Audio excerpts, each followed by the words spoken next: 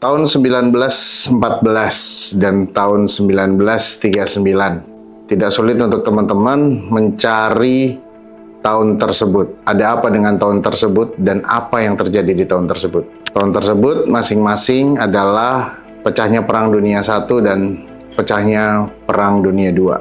Masing-masing di tempat dan pada area yang sama dengan dampak yang berbeda. Perang Dunia I, teman-teman juga bisa cari, diawali dari atau dicetuskan berawal dari pembunuhan Franz Ferdinand, terus kemudian memicu banyak hal hingga akhirnya terjadilah perang. Kemudian satu negara dan negara lain saling bergabung, terus kemudian di situ juga ada dilandasi oleh eskalasi besar-besaran persenjataan dari masing-masing negara. Itu kurang lebih kalau nggak salah berdurasi 4 tahun sampai 1918 atau 1919. Kemudian Perang Dunia II, ini banyak sekali literasi dan banyak sekali film-film yang menceritakan tentang Perang Dunia II dan banyak sekali peristiwa yang diceritakan di masing-masing daerah. Pearl Harbor, Perang Pasifik, terus kemudian bom Hiroshima Nagasaki, dampaknya semakin melebar. Dan kemungkinan sekarang juga teman-teman melihat berita, negara bisa jadi kemungkinan akan ada di ambang Perang Dunia III.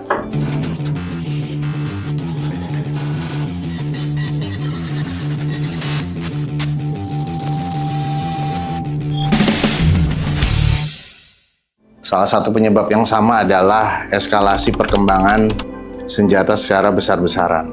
Lantas ya semoga Perang Dunia Ketiga juga tidak terjadi ya, karena bagaimanapun juga dampaknya akan semakin serem, baik dari Perang Dunia I ke Perang Dunia II, apalagi III.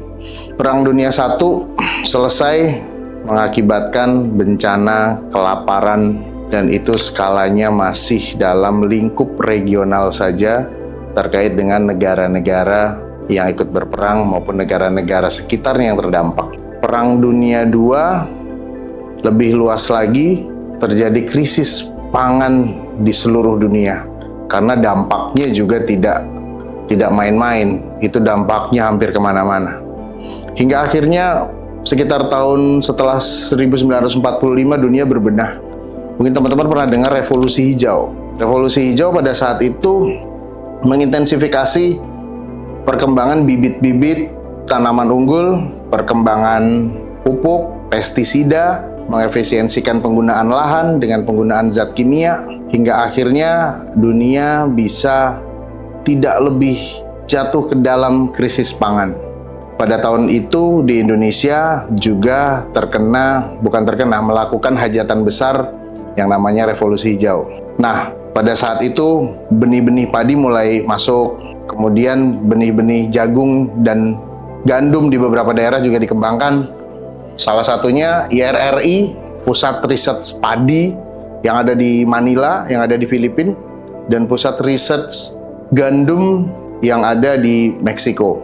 Nah, pada saat itu Indonesia pernah sampai pada masa di mana kita bersuasembada beras. Lantas ketika saat ini teman-teman mengkritik tentang pangan organik yang katanya lebih sehat, yang katanya lebih ini, lebih itu, tidak merusak lahan, teman-teman juga harus menilik sejarah supaya lebih bijak, bahwa pada suatu hari di masa lalu kebijakan tersebut telah banyak menyelamatkan negara kita dari bencana kelaparan yang lebih dalam. Lantas apabila Perang Dunia III ini terjadi, semoga tidak, itu lantas bagaimana kesiapan kita untuk menghadapi hal tersebut?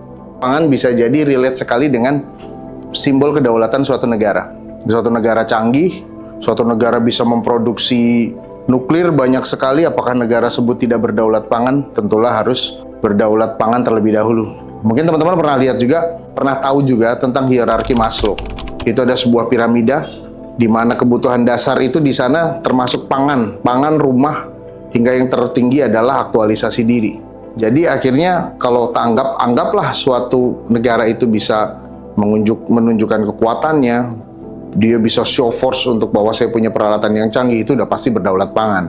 Nah, lantas mungkinkah kita akan menjadi sebuah negara yang maju apabila secara pangan kita tidak berdaulat? Lantas bagaimana ketahanan pangan ini menjadi konsentrasi bangsa ini untuk bisa survive di segala kondisi. Saya kadang-kadang kebayang aja ketika krisis pangan di dunia ini terjadi, Singapura akan menjadi negara yang paling sulit untuk mencari pangan. Negaranya kecil, seluruh sumber daya itu disuplai dari luar, dia benar-benar berdagang. Tapi menariknya saat ini adalah Singapura salah satu eksportir babi terbesar di dunia. Apalah kalau misalnya babi itu diternak di Singapura, itu kan tidak mungkin ya. Jadi memang negara kecil tersebut berafiliasi. Lantas ketika semua negara menstop kebutuhan pangannya keluar, lantas Singapura dapat apa? Teman-teman juga bisa dapat informasi sekarang, mungkin banyak beredar di sosial media, orang di Jepang antri beli beras. Terjadi krisis beras, harga beras naik di sana. Nah ini kan sangat menarik. Bagaimana sektor ketika sekarang orang sudah ngobrolin tentang AI, tren AI, dulu mungkin metaverse, dulu mungkin sosial media, kemudian lantas bagaimana ketahanan pangan ini bisa menjadi isu yang menjadi konsentrasi bersama. Apakah betul-betul Indonesia sudah berdaulat pangan? Apakah kita betul-betul cadangan makanan kita aman? Lantas beberapa waktu lalu, saya sempat berpikir ketika pemerintah ingin mengadakan lumbung pangan di Kalimantan. Apakah itu suatu gagasan yang logis? Menurut saya itu gagasan yang logis.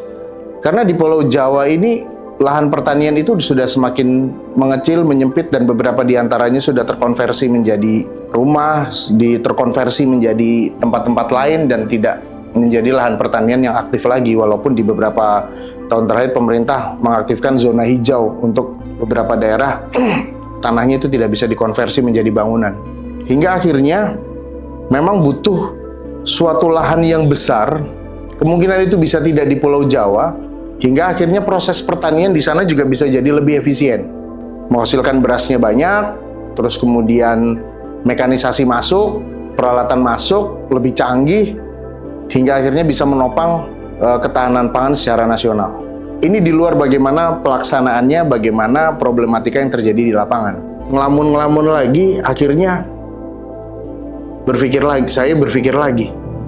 Salah satu dampak dari revolusi hijau pada saat itu adalah bagaimana ketergantungan petani terhadap bibit dan pupuk pabrik, pupuk kimia. Hingga akhirnya pupuk itu menjadi sebuah komoditas yang cukup seksi ya. Jadi pupuk itu sudah jelas dibutuhkan oleh petani, dan beberapa di antaranya permasalahan tentang distribusi pupuk di Indonesia itu juga terjadi. Mungkin bagi rekan-rekan tani yang pernah mengalami permasalahan pupuk dan apa yang terjadi, itu bisa diskusi lah. Bagaimana kualitas pupuknya, bagaimana ketersediaannya. Beras ini nih berarti kan menjadi suatu komoditas yang sudah pasti peminatnya banyak, dan ini berlangsung berkorelasi dengan ketahanan pangan yang ada di Indonesia, mengingat bahwa Indonesia mayoritasnya adalah mengkonsumsi nasi ya, dari beras. Lantas kemudian apa yang terjadi di kalangan petani kita? Hampir mungkin 40-60% petani kita hidup di bawah garis kemiskinan. Itu datanya berseliweran, silakan cek aja. Saya terus tiba-tiba berpikir ketika padi di sini dari sektor agraria, dari sektor agribisnis, itu kan sebenarnya tidak jauh beda dengan minyak bumi. Para penambang minyak bumi dan industri yang sekitar minyak bumi itu bisa sejahtera, lantas kenapa tidak pada petani? Apa yang sebenarnya terjadi? Saya pikir juga, ketika pupuk itu dimainin sedemikian rupa, pupuk kemudian menjadi langka, terus kemudian petani sulit mendapatkan pupuk, lantas semuanya pada mutung. Siapa yang mau nanam? Bagaimana ketersediaan beras? Bagaimana kecukupan beras secara nasional? Lantas misalnya nggak cukup, terus kemudian pemerintah impor dalam rangka menstabilkan harga beras, menstabilkan harga padi dan sebagainya. Terus kemudian itu kalian ejek-ejek, terus kemudian kalian jadikan meme, terus kalian jadikan sindiran-sindiran. Ketika negara ini ingin mandiri pangannya, lantas bagaimana kesejahteraan petaninya, lantas bagaimana kesejahteraan para petani yang masuk di dalam proses itu. Pertanian dan peternakan yang langsung berurusan dengan ketahanan pangan itu menjadi suatu profesi harapan bagi para pemuda. Lantas ketika para pemuda ini ingin bertani, ingin beternak, ada nggak subsidinya? Hingga akhirnya mereka bisa berprofesional di dalam dunia agribisnis, baik pertanian maupun peternakan. Cukup menarik ketika membahas tentang salah satu revolusi hijau. Ini mungkin tidak termaktub dalam revolusi hijau. Mungkin teman-teman pernah dengar ayam pedaging, ras pedaging, ayam ras. Itu ada broiler, ada layer. Broiler itu adalah ayam pedaging, sedangkan layer itu adalah ayam petelur. Ayam pedaging maupun ayam petelur itu mempunyai nama ras komersial itu banyak banget. Misalnya ada Lohman Indian River, terus ada Isabron, ada Flex, ada Rose, terus kemudian ada Essex, banyak banget. Nah, ayam itu diimpor langsung dari perusahaan, misalnya saya kasih contoh Aviagen dari US. Mereka mengimpor namanya bibit grandparent stock. Grandparent stock itu ada 4 ayamnya nih, 4 tipe ayamnya. A, B, C, D. A dan B dikawin, C dan D dikawin. A adalah pejantan dari galur pedaging, B adalah betina dari galur pedaging, C pejantan dari galur petelur, dan D adalah betina dari galur petelur. A dan B dikawin, kita diseleksi, diambil anak jantannya. C dan D diseleksi, diambil anak betinanya. Kemudian dipelihara di farm berikutnya namanya parent stock. Anak A dan B tadi dikawin dengan anak C dan D. Nah, telurnya kemudian ditetaskan dan masuk ke dalam farm-farm komersial yang akhirnya menjadi ayam pedaging. Prosesnya ada 3. Dan di ujung proses itu, bibitnya itu masih 100% impor. Untuk ras pedaging maupun ras petelur sama. Lantas kalau suatu hari US atau perusahaan-perusahaan itu mutung, kemudian menghentikan impor bibit grandparent stocknya ke Indonesia, habis itu ayam pedaging dan telur coklat yang biasa kita konsumsi. Nah, ini mungkin salah satu contoh daripada bagaimana kita ketergantungan terhadap bibit impor. Bagaimana kita ketergantungan terhadap bibit padi, bagaimana kita ketergantungan terhadap pupuk kimia. Nah, menariknya adalah di tengah wacana yang seperti ini ada tentang pengembalian lahan menjadi padi organik. Oke, ketika padi itu kembali menjadi organik, padinya lebih awet, rasanya lebih enak, dan pro terhadap perbaikan tanah lebih lanjut. Oke, mungkin teman-teman bisa cari infonya juga bagaimana pertanian organik. Pertanian organik secara produktivitas itu tidak langsung memberikan dampak yang instan bagi petani, tidak memberikan dampak yang betul-betul secara kuantiti hasil panen yang langsung besar. Namun secara perlahan itu memang naik dan itu betul adanya. Nah, lantas ketika itu diaplikasikan sebelumnya, apa yang terjadi? Akan terjadi penurunan produktivitas daripada produksi petani. Nah, ketika itu memang mau dikonversi menjadi betul-betul organik, lantas bagaimana? Apa kompensasi petani untuk supaya bisa menahan itu, menahan kerugian akibat panen yang secara produktivitas dia menurun? Nah, itu kan akhirnya menjadi hal yang cukup menarik ya. Ketika kita masih, jadi kalau misalnya dalam sebuah keluarga dia aja hari ini belum tentu makan, hari besok juga belum tentu makan, lantas saat ini mereka mengarani bahwa saya pengen makan nasi yang lebih enak.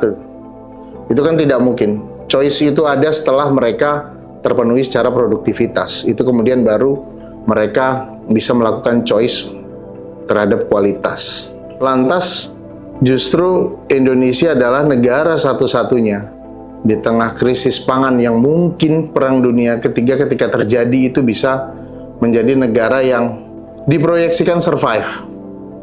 Lahan pertanian, jadi istilahnya pernah dengar mungkin batu kayu dan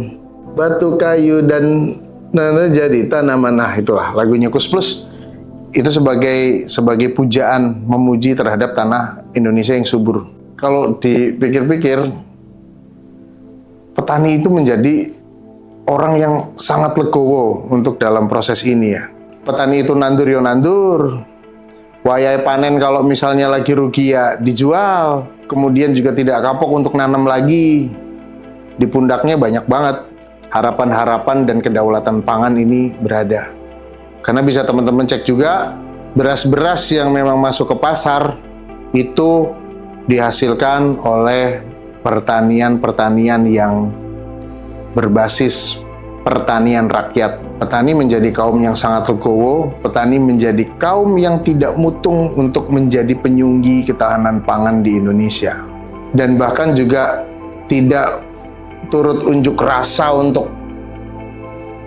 naikkan harga beras, naikkan ini gabah gitu dan sebagainya. Ya mungkin ada. Menariknya adalah ketika keluarga petani itu panen, yang penting pertama kebutuhan beras saya itu sudah terpenuhi, maka mereka ayem. Sisanya tinggal ngode istilahnya, terus kemudian cari lawuh. Para petani sejauh pengalaman saya nyuluh, itu usia harapan hidupnya itu panjang. 80 ke atas, 80, 90 itu pun masih sangat gesit.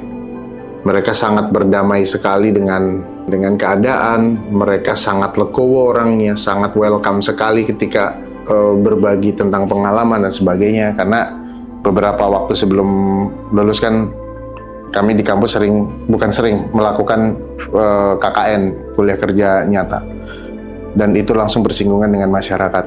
Nah, kembali lagi ke revolusi hijau. Jadi sebenarnya penggunaan pupuk, penggunaan pestisida memang perlu dibatasi, tapi jangan sampai kita memblame proses tersebut, karena dari sejarahnya proses tersebut sudah menyelamatkan dunia, sudah menyelamatkan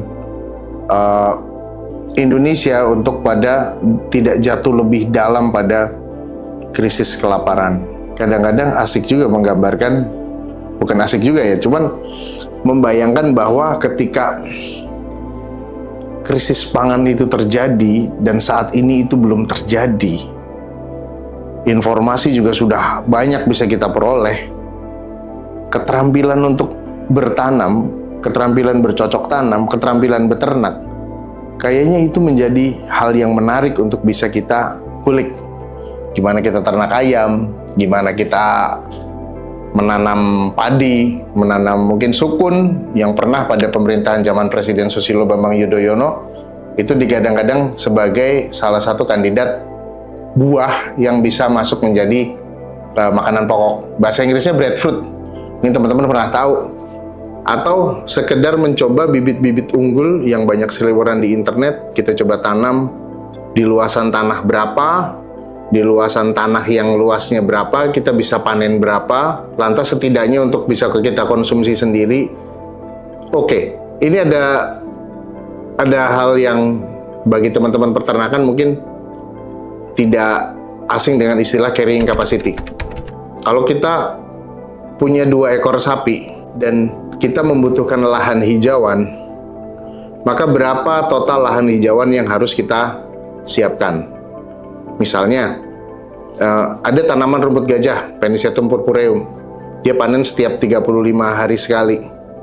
Terus kemudian kita punya 36 petak. Nah, setiap petak bisa ngasih makan sapi sebanyak 1 ekor.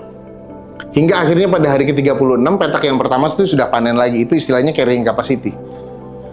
Kalau nggak salah untuk 1 ekor sapi dewasa, itu sekitar 1 hektar. Hijauannya rotation grazing.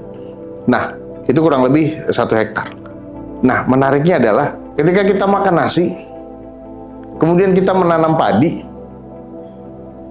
berapa luasan padi yang kita butuhkan sampai memenuhi kebutuhan pangan kita. Lantas ketika kita melihara ayam dan ayam itu kita makan 1 hari 1, berapa ekor kita bisa pelihara dan berapa luasan kandangnya.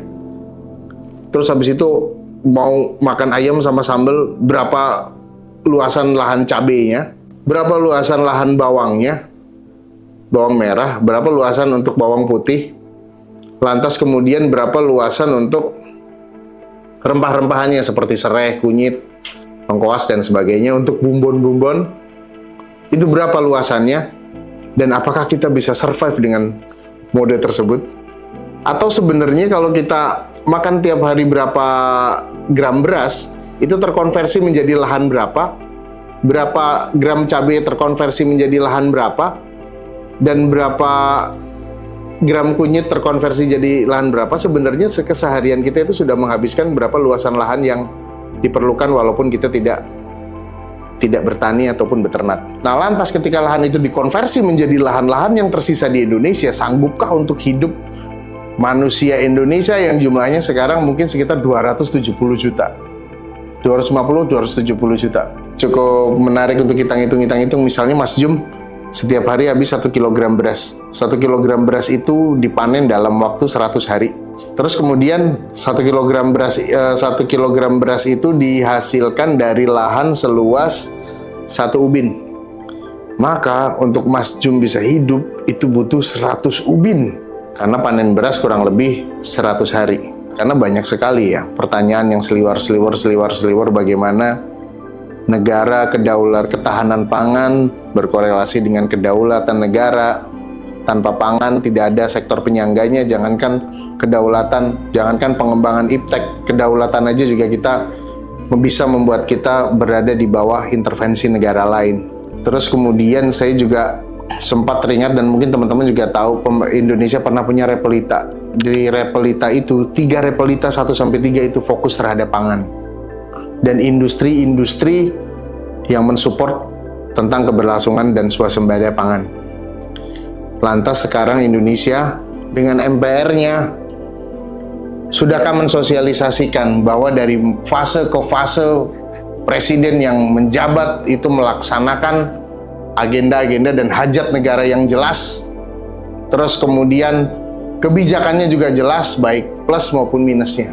Apakah semata-mata kedaulatan pangan ini kemudian diwujudkan dalam bentuk makan siang gratis? Iya nggak? Mbok? Saya rasa cukup. Kita diskusi aja di kolom komentar. Terima kasih.